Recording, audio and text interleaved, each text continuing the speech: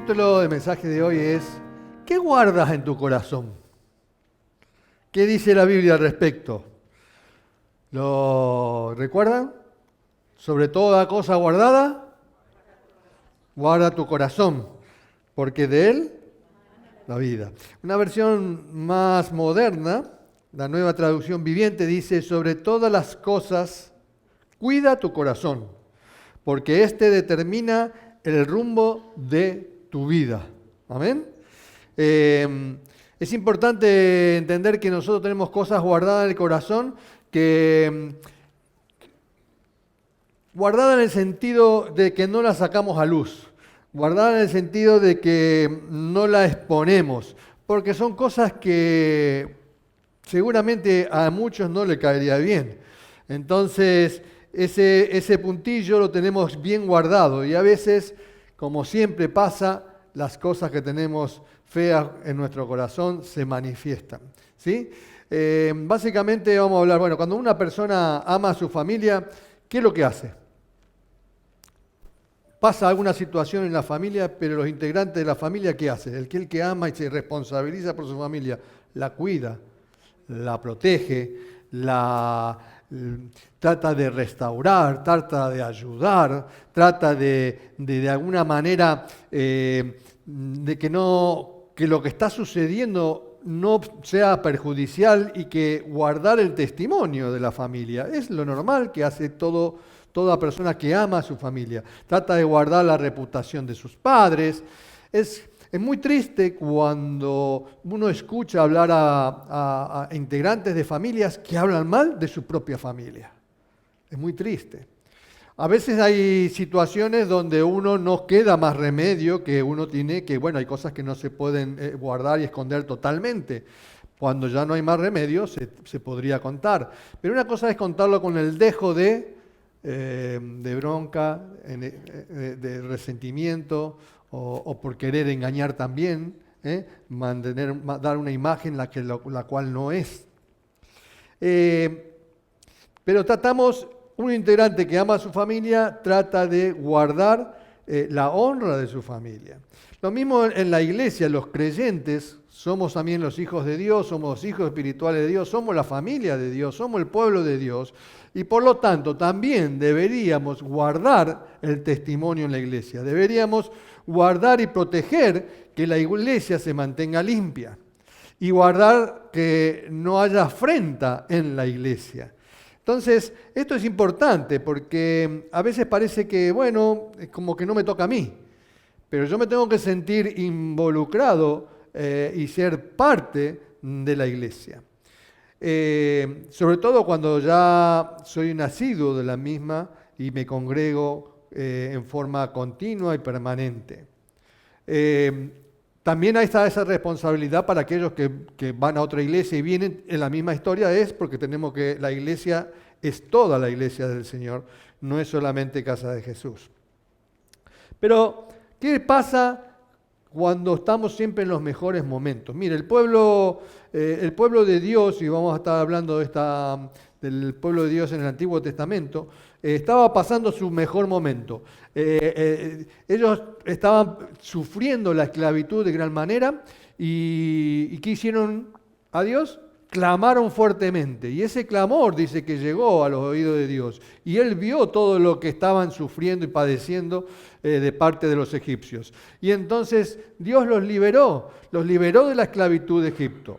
Y de gran manera los liberó con grandes milagros, con grandes manifestaciones donde Dios mostraba todo su poder y quién era Él para su pueblo e incluso los demás pueblos como Egipto. Cruzaron el Mar Rojo, todas las maravillas que empezaron a ver, la manifestación en el desierto, la presencia de Dios que acompañaba al pueblo, la nube que seguía, se posaba en el tabernáculo, las tablas de la ley. Eran todos un momento, el maná que venía, o sea, ellos ¿qué podían decir? La verdad, estamos muy bien. Ellos estaban en un buen momento y estaban yendo ¿a dónde? Estaban yendo a la tierra prometida, o sea, estaban en una travesía que estábamos viviendo determinadas cosas, mientras la presencia de Dios nos acompañaba, había grandes manifestaciones, podía mostrar alguna cosita, pero Dios se estaba siendo responsable de que ellos pasaran esa travesía de una manera normal, natural y con alegría. Estaban a la postre para llegar a la tierra prometida. Esto es previo a que Moisés decide enviar a las 12 espías a espiar la tierra que fluye leche y miel. Ustedes saben que la tierra de Israel para Dios es la mejor tierra del mundo. Bueno, lo dice la Biblia eso. Es la mejor tierra. Yo le decía que un español decía que Argentina era la mejor tierra. Después saltó Williams, saltó que no, Ecuador es la mejor tierra. Pero acá lo que podamos decir cada uno de nosotros no importa. Acá Dios, el creador de todo, fue el que dijo que Israel era la mejor tierra. Y tierra que fluye de leche y miel. Miren otra cosa que yo descubrí, esto ya va aparte. El mayor productor de leche del mundo, ¿saben cuál es? ¿O quién es? Israel. Incluso Estados Unidos, que es mucho más grande, podría tener más producción. Israel es el que tiene más producción de leche. Esto es el informe. Lo mismo de la miel. Entonces, evidentemente Dios dijo que esa era la mejor tierra, por algo era. ¿Amén? Pero bueno, no quiero irme por esto. Era el mejor momento que ellos estaban viviendo y estábamos llegando, ya estábamos allí y se estaba por enviar los espías para ver la tierra, para ver cómo era, quién estaban allí y estaban en el mejor momento, pero pasa algo. En ese momento pasa que la actitud de dos hermanos de Moisés traen un gran problema a la congregación. Traen un gran problema y traen una situación especial en el pueblo de Dios. Afecta el impulso que ellos llevaban para llegar a la tierra prometida. Tenemos que tener en cuenta nosotros como iglesia, nosotros somos parte de la iglesia Casa de Jesús, tenemos que ser claros en esto. Estamos viviendo un lindo momento, estamos viviendo un momento donde Dios ha añadido familias nuevas, por distintas circunstancias. Ustedes saben que la iglesia Casa de Jesús siempre se caracterizó, recibió muchas personas, muchos han vuelto, otros se buscan trabajo en otros lugares, se van a otras regiones, vuelven a sus países muchos, y es un lugar donde han pasado muchas personas. Y ya hoy en este tiempo hay muchas personas que Dios ha añadido, incluso que son de Silla, son familias completas que han venido, y eso es un privilegio y es una responsabilidad que tenemos como iglesia. Amén. Estamos pasando un lindo tiempo, pero tenemos que entender que también Satanás se está manifestando, porque Satanás no está tranquilo con que a la iglesia le vaya bien. Entonces, miren, la misma Biblia dice que el apóstol Pablo le decía a los corintios que bueno, a mí esto no me maravilla porque yo ya sé que Satanás se disfraza como ángel de luz. O sea, de alguna manera, el enemigo el adversario lo que trata es afectar el avance de la iglesia de Dios, obstaculizar el avance de la iglesia de Dios. La historia está en Números, en el libro de Números del Antiguo Testamento, capítulo 12, versículo 1 al 15 vamos a leer. Dice lo siguiente: María y Aarón hablaron contra Moisés a causa de la mujer cusita que había tomado, porque él había tomado mujer cusita. Y dijeron: ¿solamente por Moisés ha hablado Jehová? ¿No ha hablado también por nosotros? Y lo oyó Jehová. Y aquel varón Moisés era muy manso, más que todos los hombres que había sobre la tierra. Luego dijo Jehová a Moisés, a Aarón y a María: salid vosotros tres del tabernáculo de reunión. Y salieron ellos tres. Entonces Jehová descendió en la columna de la nube y se puso a la puerta del tabernáculo y llamó a Aarón y a María y salieron ambos. Y les dijo: oíd ahora mis palabras. Cuando haya entre vosotros profeta de Jehová, le apareceré en visión, en sueños hablaré con él. No así a mi siervo Moisés, que es fiel en toda mi casa. Cara a cara hablaré con él, y claramente, y no por figuras, y verá la apariencia de Jehová. ¿Por qué? pues no tuvisteis temor de hablar contra mi siervo Moisés. Entonces la ira de Jehová se encendió contra ellos y se fue. Y la nube se apartó del tabernáculo, y he aquí que María estaba leprosa como la nieve. Y miró a Aarón a María, y he aquí que estaba leprosa. Y dijo a Aarón a Moisés: Señor mío, no pongas ahora sobre nosotros este pecado, porque locamente hemos actuado y hemos pecado. No quede ella ahora como el que nace muerto, que al salir del vientre de su madre tiene ya medio consumida su carne. Entonces Moisés clamó a Jehová diciendo: Te ruego, oh Dios, que la sanes ahora. Respondió Jehová a Moisés: Pues si su padre hubiera escupido en su rostro, ¿no se avergonzaría por 7 días? Sea echada fuera del campamento por 7 días y después volverá a la congregación. Así María fue echada del campamento 7 días y el pueblo no pasó adelante hasta que se reunió María con ellos. Bien, esta es la historia de la cual queremos narrar. Esto ocurrió, es previo al envío de los 12 espías que enviaba Moisés para investigar la tierra prometida. Vamos al versículo 1 para ir ya analizando el tema de hoy. Tiene que ver con esto. ¿Qué es lo primero que vemos en ese primer renglón, en esa primera línea? Dice que María hablaron contra Moisés a causa de la mujer cusita que había tomado. ¿Qué es lo primero que vemos ahí? ¿Qué es lo malo acá? Hablar en contra. Y obviamente hablaron en contra a espaldas de Moisés. No estaba presente. ¿Qué hubiera sido lo bueno aquí? Claro. Porque tenemos que hacer las dos cosas, porque tenemos que entender qué es lo bueno que tenemos que hacer y qué es lo malo que hemos hecho. Entonces, evidentemente, lo malo es hablar contra de. Ellos eran los hermanos de Moisés. Eran familia de Moisés. Por eso ¿cómo puede ser que los hermanos pueda haber entre la familia una gran diferencia como para ponerse en contra de? Es importante que entendamos esto. En principio lo que dice el pasaje y el texto habla de que el problema ¿cuál era?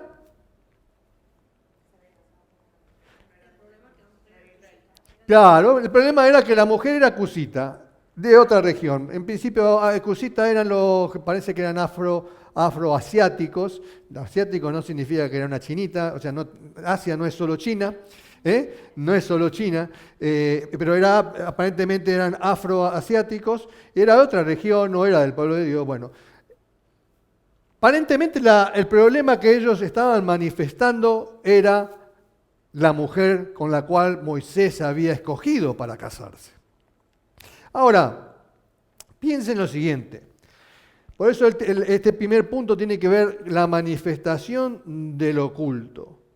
Hay algo que está oculto y es mucho más grave y peligroso de lo que ellos estaban allí objetando. Ellos estaban objetando que Moisés se había casado con una mujer cusita. Pero lo más peligroso era lo que viene después. Porque ¿qué dijeron después? En el versículo... Perfecto, en el 2. ¿Qué dicen allí? Dice, ¿solamente Dios ha hablado por Moisés y no también lo ha hecho por nosotros? ¿Qué está pasando allí ahora?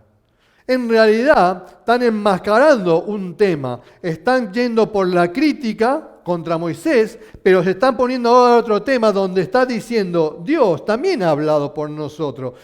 No hagamos caso a Moisés. ¿Quién es Moisés? ¿Lo ven así? Porque es lo oculto que empieza a manifestarse. Tarde o temprano, lo oculto que está en el corazón de las personas, y cada uno, por eso dice, ¿qué es lo que estamos guardando en nuestro corazón? ¿Qué tenían ellos con Moisés? Envidia. ¿Están de acuerdo con eso? Había celo ministerial, había un celo de ¿por qué Moisés? ¿Y por qué no yo? Si también por mí ha hablado, ¿por qué no estoy yo arriba de? Y entonces se empieza a manifestar, porque tarde o temprano lo que está oculto en nuestro corazón, en algún momento sale, a veces lo guardamos de nuevo porque casi meto la pata, y no, pero tarde o temprano sale. En la Argentina, mal llamado, lunfardamente decimos el Bosterman, nos sale lo feo de adentro, ¿no? Nos sale lo feo de adentro. Tarde o temprano la manifestación de lo malo sale a la luz. Por eso el tema es que cuando nosotros escuchamos, porque ellos ¿qué estaban haciendo contra Moisés? Estaban criticando a Moisés, ¿no? Estaban hablando contra Moisés, o sea, estaban criticando a Moisés. Cuando acá se enciende lo que le llaman la murmuración, pero en realidad lo peligroso es lo que están. Ellos están hablando mal, se están poniendo en contra de, están hablando, poniéndose por encima de Moisés. Ellos tenían que haber tenido una actitud, ellos se tenían que haber puesto contentos ¿de qué? De que con Moisés, que Dios había provisto de mujer, de esposa a Moisés. Ellos tenían que haber estado felices de eso. Sin embargo, disfrazan, ellos empiezan a criticar algo de Moisés para en realidad hablar de otra cosa. En realidad, a esto iba hoy, la crítica nos lleva a buscarle la cosquilla a cada uno, y buscar la cosquillita, ¿para qué? Para hablar de otra cosa que yo quiero aprovecharme de ese momento. ¿Entienden lo que vamos? Pero ¿cuál era la verdadera causa? Entonces ahí lo vemos en el versículo 2. La verdadera causa entonces es que ellos se querían posicionar por encima de Moisés. Hay una frase que yo les puse, no era el tema necesariamente, porque si se ponen a pensar y leen el texto, no dice exactamente por qué razón, cuál era el problema que era la mujer cusita. ¿Cuál era el problema? Era mujer cusita, pero no decía que era mala, que era... No. O sea, no hay una razón exacta por lo cual ellos tenían problema con la mujer cusita. Y evidentemente estaba la verdadera causa, era lo otro. Ahí le puse una frase que dice, cuando hay celos, envidia, ¿la tienen ahí? Perfecto. Cuando hay celos, envidia, orgullo, resentimiento y descontento en nuestro corazón, pronto se manifiesta en buscar faltas a los demás. ¿Sí? Nosotros ayer en la reunión de equipo de trabajo hicimos hincapié en esto. El equipo de trabajo no somos los mejores. Los que están en ese organigrama que están ahí no significa que somos los mejores, los más buenos y los más lindos. Los más lindos sí, pero no los mejores. No los mejores. Y eso no significa que las cosas se pueden hacer mejor. Siempre se van a hacer mejor. Nosotros estando acá adelante siempre lo podemos hacer mejor. No podemos tener una actitud de decir, lo hacemos siempre todo bien. No, siempre lo podemos hacer mejor. Y claro, no van a encontrar falencia. Si ustedes quieren buscar falencia, la van a encontrar. Pero no la busquen. No la busquen, porque eso es malo. Es perjudicial. Por eso, ¿qué es lo que tenemos guardado en nuestro corazón? Vamos a ver qué reacción tuvo Dios con respecto a esta situación. Porque uno dice, bueno, va bien, hubo crítica, hubo un temita allí, hubo una falsedad de paso, había otra cosa escondida. ¿Cómo actúa Dios? En el versículo 2b dice bien claro, en el 2, versículo 2, Dios no puede ser burlado. Dios escucha todo, porque dice bien clarito, dice en el final, ¿no ha hablado también por nosotros? Decían ellos. Y dice, ¿qué pasó? Lo oyó Jehová. Lo oyó Dios. Fíjate vos que Dios está en todo. Dios está en todo. Lo oyó Dios. En Hebreos 4.13, lo tienen por Hebreos 4.13 ya que está. Dios ve todo. Dios ve, Dios oye. Y cuando Él quiere reacciona. Reacciona ante la mala situación, ante lo feo que se está manifestando, ante el pecado que sale a la luz. Y Dios dice en Hebreos 4.13, dice, no hay cosa creada que no sea manifiesta en su presencia. Antes bien, todas las cosas están desnudas y abiertas a los ojos de aquel a quien tenemos que dar cuenta. Estamos desnudos. Nosotros no podemos, pensamos que le podemos engañar a Dios. Nos engañamos entre nosotros, tal vez. Pero a Dios no. Y este caso dice bien claro, y lo oyó Jehová. Dios no puede ser burlado. Y ellos pensaban de que podían hablar de que Dios habla por ellos, pero no, querían burlar a Dios que no le estaba escuchando. ¿Y con quién se encuentra? Que Dios enfrenta el pecado. En versículo 3:5. Moisés no se defendió de esto. Moisés no se defendió para nada de esto. En el 3:5, perfecto. Era muy manso Moisés, era muy manso, no hacía problema por nada. Él no había un espíritu de discordia en él, para nada.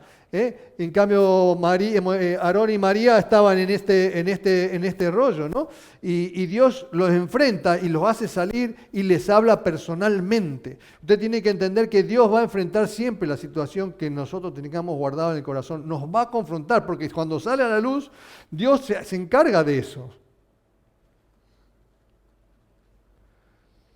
Dios salió en defensa, en el versículo 3:5 lo tienen allí, salió en defensa de Moisés. Dios defiende, de alguna manera defiende a quien con el cual estaban hablando mal. Que Moisés hacía todo bien y no, seguramente tenía cosas Moisés. Y de hecho Moisés no entró a la tierra prometida. Sabemos muy bien que no entró a la tierra prometida. O sea que evidentemente no todo hacía bien.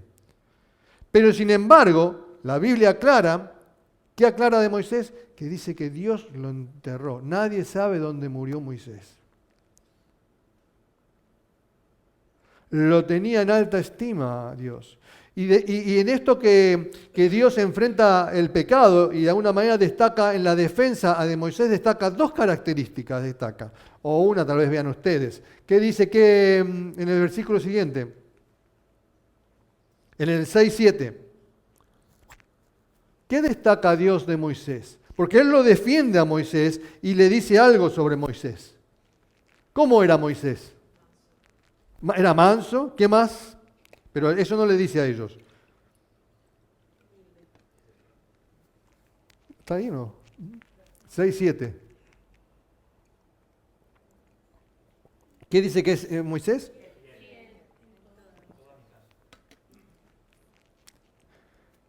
Cuando dice fiel en toda mi casa, ¿qué significa? ¿Solamente fiel? Habla de integridad. Porque yo puedo ser fiel aquí, pero vengo acá y no soy fiel acá. Él era íntegro. Él era fiel en toda su casa. Él era fiel, él era un hombre correcto en toda su casa. Donde iba, él era siempre igual. En cambio, esa característica no la tenían ellos. Ellos seguramente, sus hermanos delante de él eran una cosa, pero por detrás eran otra. No eran fieles en toda parte. Y eran hermanos. Entonces es importante. Y además aclara otra cosa en estos versículos 6 y 7. ¿Qué es lo que hacía Dios con él? Podrá haber muchos profetas. Hablaba cara a cara con él.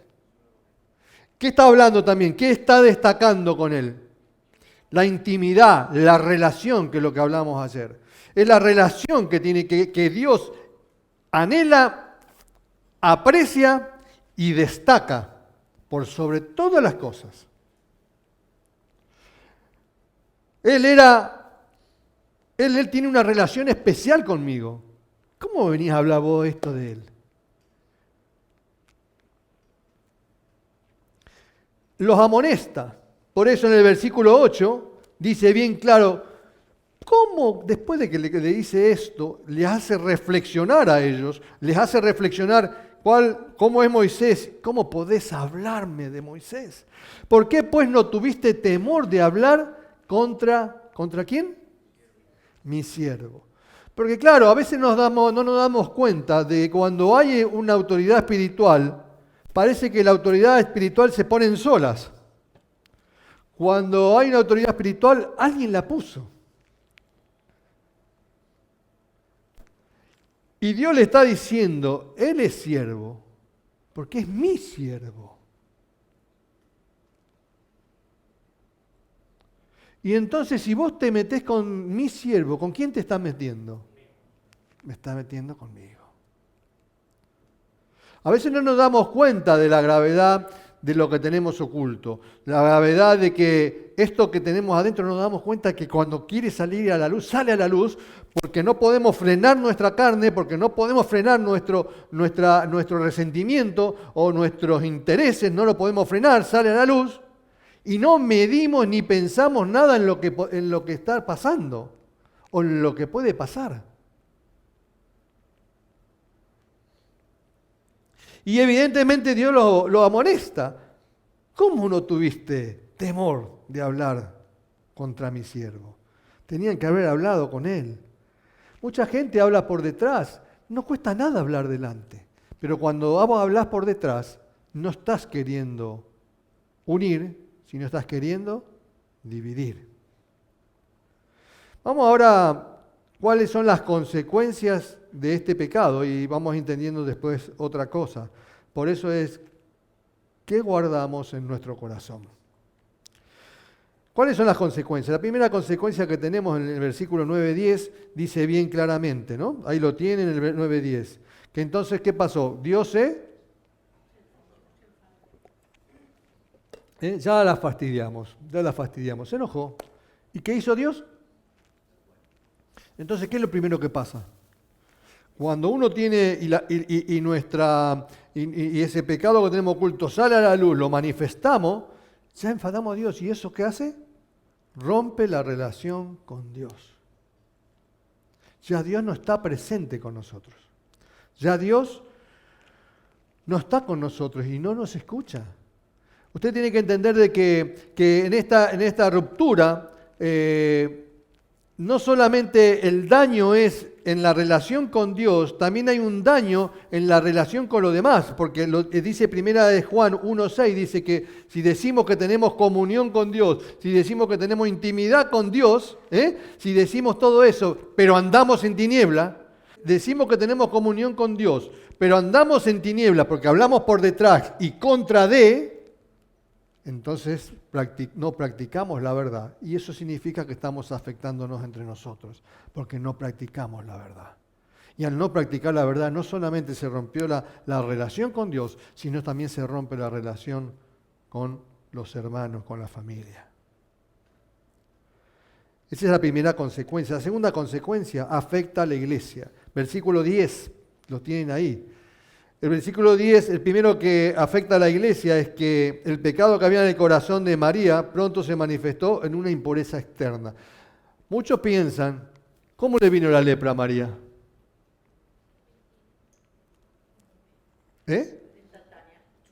Instantánea.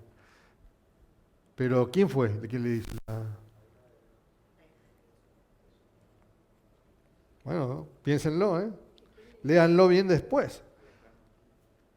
No necesariamente declara que Dios le trajo la lepra. Fue su pecado.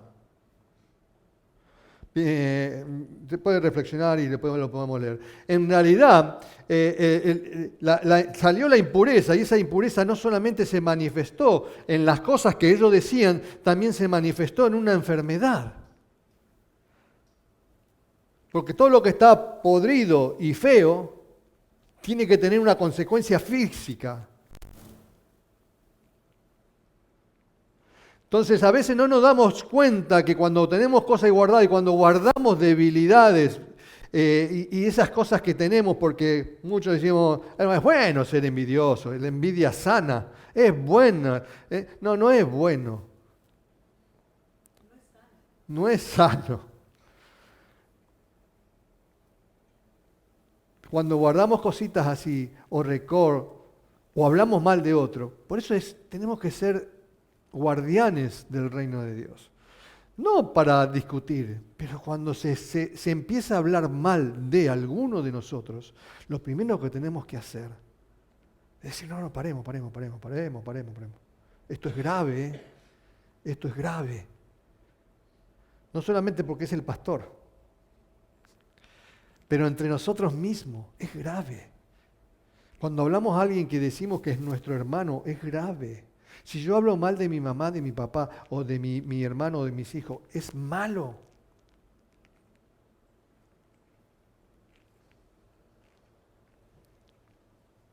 El pecado afecta a la iglesia y le trae una enfermedad física al creyente.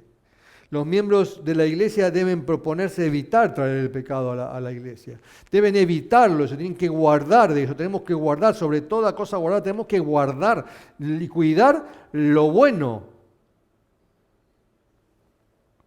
El pecado, otra consecuencia del pecado impide que Dios conceda, escuchen esto, las oraciones de la iglesia.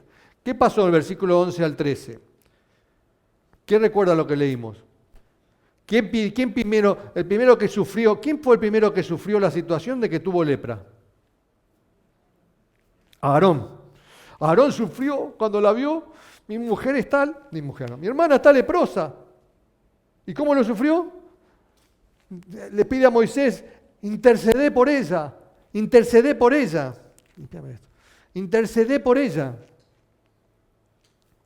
¿Qué pasó después?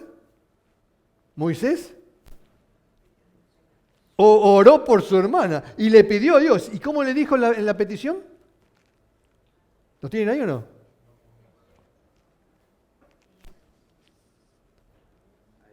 Ahí.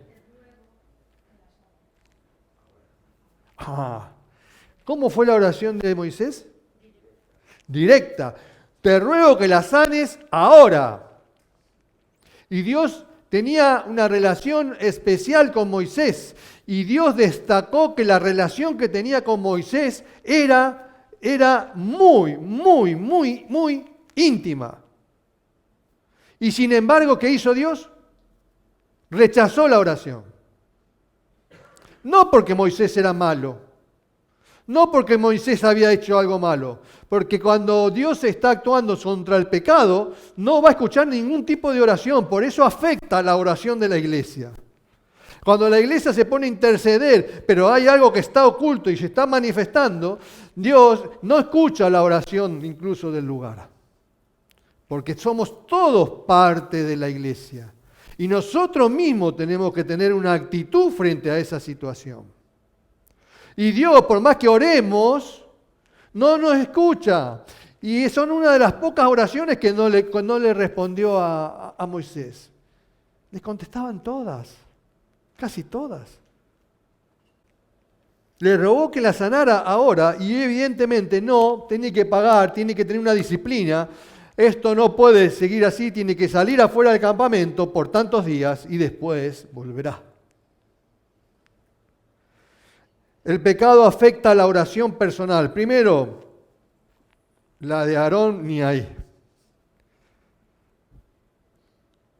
Porque el primero, lo que ellos hablaban mal, podían pedirle a Dios. Imagínate, si no lo escuchó Moisés, ¿lo va a escuchar a Aarón y a María? ¿Qué piensan? No lo va a escuchar. Entonces, lo primero que afecta la oración personal y después afecta la oración de la congregación de la iglesia. Por eso es que guardamos en nuestro corazón. Miren, esto para que el que anota. Pecado afecta la oración personal, Salmo 66, 18. Búsquenlo porque está muy bueno. El pecado afecta la oración congregacional, Isaías 1, 15 al 20. La otra consecuencia es el pecado detiene el avance de la iglesia. 12, 15 al 16. Versículo 15 al 16. Debido al pecado se retrasó el pueblo. El pueblo ya estaba para partir para ir a acercarse al borde de la tierra prometida, hacer el avistaje con los espías, estaba allí, detuvo el avance de la iglesia, detiene el avance de todos. Pero cuando uno dice la iglesia, bueno, la iglesia, pero, claro, si no te sentís parte de la iglesia, vos decís, me da lo mismo, si avanza o no avanza. Pero si vos te sentís parte de la iglesia y sos de la iglesia, tenés que sentir que hubo un retraso. Y el retraso no es bueno.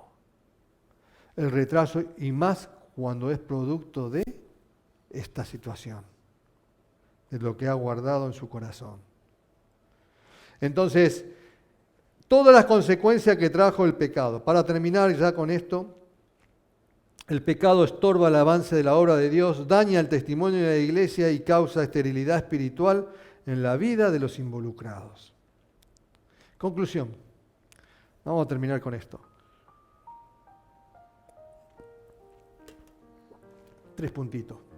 Primero, tenemos que respetar a las autoridades espirituales y a todas las autoridades. Como estamos en la iglesia, estamos hablando de autoridad espiritual. Por eso hay un organigrama. El organigrama que está ahí afuera no es para que sepa quién es para que respetemos la autoridad. No son los nombres. Es la función que cumple cada persona. No es la persona. Acá no soy Benigno, yo soy el pastor. No Benigno. Benigno no es nada. Pero hay que respetar como yo veo tan mal en España, no se respeta ni al presidente. Y no porque el presidente sea bueno o malo, eso no importa, si Pedro Sánchez, si quien el que sea, pero es la función que cumple y que tiene que ser respetado. Si acá cualquiera le puede decir cualquier cosa, esto es cháchara. Esto ya es cualquier cosa. Y entonces no se respetan las autoridades. Tenemos que respetar la autoridad espiritual y hablar bien. Segundo punto, tenemos que abandonar el espíritu crítico. Cuando tenemos crítica, claro, piensen, siempre se va a hacer mejor las cosas, siempre se puede hacer mejor las cosas. Y acá van a encontrar que siempre se pueden hacer mejor las cosas. Claro que sí.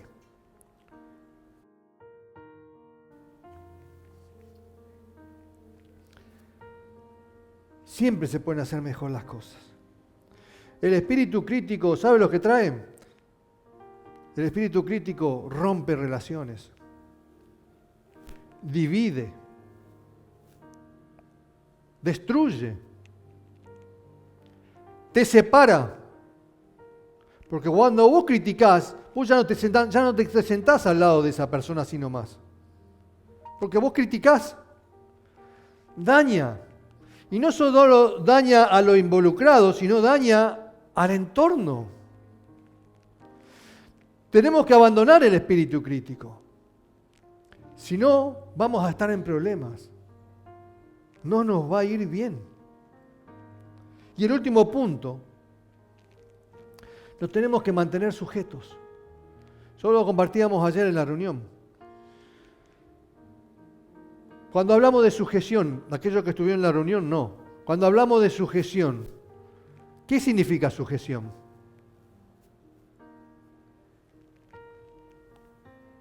Los que vinieron a la reunión no hablen, cállense. ¿Qué significa sujeción? ¿Cómo? También se usa mucho en la... y se reemplaza con sumisión. ¿Sí? Someterse, dijiste vos. Claro, pero claro, de alguna manera se lleva a ese punto, pero en realidad, yendo explícitamente a lo que dice la palabra sujeción, tiene que hablar con unido. Eso, Franklin. Estar unido. Sujeción es estar unido. Cuando estamos sujetos, parece que es feo estar sujeto a alguien, qué feo es. Pero estar sujeto es estar unido a alguien. Y cuando yo estoy unido a alguien, estoy complementado con ese alguien. Dice, yo les comentaba ayer, tengo el mando del televisor, pero yo para estar unido al aparato, ¿qué tengo que estar? Tengo que estar sujeto al mando. Tengo que sujetar el mando. Porque si no tengo sujeto al mando, el televisor no está complementado conmigo, no está unido a mí. No voy a poder ver el canal que yo quiero. Entonces no vamos a estar unidos. Por eso si nosotros no estamos sujetos a las autoridades que tenemos que estar y no nos sujetamos entre nosotros mismos, es muy difícil que vivamos complementados y unidos en toda la visión de la iglesia de Cristo.